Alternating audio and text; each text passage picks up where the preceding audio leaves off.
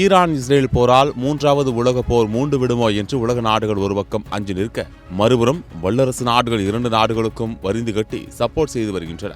இந்த நிலையில் அமெரிக்கா தன் மீதான நம்பகத்தன்மையை இழந்துவிட்டதாக சீனா ஐநா சபையில் விமர்சனம் செய்துள்ளது. மத்திய கிழக்கில் உடனடி போர் நிறுத்தத்தை அறிவிக்க வேண்டும் என்று ரஷ்யா, சீனா, பாகிஸ்தான் உள்ளிட்ட 15 உறுப்பினர்களை கொண்ட அமைப்பு முன்மொழிந்துள்ளது. இதனையடுத்து ஈரானின் அணு உலைகள் மீதான அமெரிக்காவின் தாக்குதல் குறித்து விசாரிக்க ஐநா சபை அண்மையில் கூடியது. இந்த கூட்டத்தில் சீனா அமெரிக்காவை கடுமையாக விமர்சனம் செய்துள்ளது. அமெரிக்கா இஸ்ரேலுக்கு ஆதரவு தெரிவிப்பது குறித்து சீனா, போரின் பரவலை தவிர்க்க இஸ்ரேல் உடனடியாக தாக்குதலை நிறுத்த வேண்டும், ஈரான் மீதான தாக்குதல் மூலம் ஒரு நாடாகவும் சர்வதேச பேச்சுவார்த்தையில் பங்கேற்பாளராகவும் அமெரிக்கா தன் மீது இருந்த நம்பகத்தன்மையையும் இழந்துவிட்டது. ஈரானிலிருந்து சீன குடிமக்கள் பாதுகாப்பாக வெளியேற்றப்பட்டனர் என்று தெரிவித்துள்ளது. இதுகுறித்து சீனாவின் வெளியுறவுத்துறை செய்தி தொடர்பாளர் லின் ஜியான் தன்னுடைய சமூக வலைதள பக்கத்தில் ஈரான் மீதான அமெரிக்காவின் தாக்குதல்களையும் IAEAவின் பாதுகாப்புகளின் கீழ் அணுசக்தி நிலையங்களின் மீது குண்டுவீச்சு நடத்துவதையும் சீனா கடுமையாக கண்டிக்கிறது.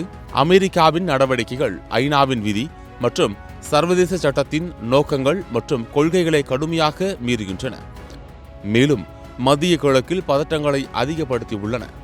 மோதலில் ஈடுபட்டுள்ள தரப்பினரை, குறிப்பாக இஸ்ரேலை, விரைவில் போர் நிறுத்தத்தை எட்டவும் பொதுமக்களின் பாதுகாப்பை உறுதி செய்யவும் பேச்சுவார்த்தையை தொடங்கவும் சீனா அழைப்பு விடுகிறது. சர்வதேச சமூகத்துடன் இணைந்து முயற்சிகளை ஒன்றிணைத்து நீதியை நிலைநிறுத்தவும் மத்திய கிழக்கில் அமைதி மற்றும் ஸ்திரத்தன்மையை மீட்டெடுக்கவும் சீனா தயாராக உள்ளது என்று அமெரிக்காவை நேரடியாக தாக்கியிருக்கிறார். சமீப காலமாக மாறி மாறி வரி விதித்து விளையாடிய அமெரிக்கா, சீனா நாடுகள் அண்மையில் தான் சமாதான முயற்சிகளை மேற்கொண்டு வரி விதிப்பை நிறுத்தி வைத்தன.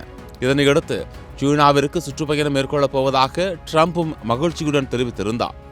தற்போது ஈரான் இஸ்ரேல் போரால் அமெரிக்கா, சீனா என இரண்டு வல்லரசு நாடுகளும் மீண்டும் மோதிக்கொள்ளும் சூழ்நிலை உருவாகியுள்ளது. சீனாவின் இந்த மிரட்டலுக்கு அமெரிக்க அதிபர் ட்ரம்ப் அடிபணிவாரா, இல்லை எரிகிற தீயில் மேலும் எண்ணெயை ஊற்றுவது போல இஸ்ரேலுக்கு தொடர்ந்து உதவி செய்ய போகிறாரா என்பதை நாம் பொறுத்திருந்துதான் பார்க்க வேண்டும்.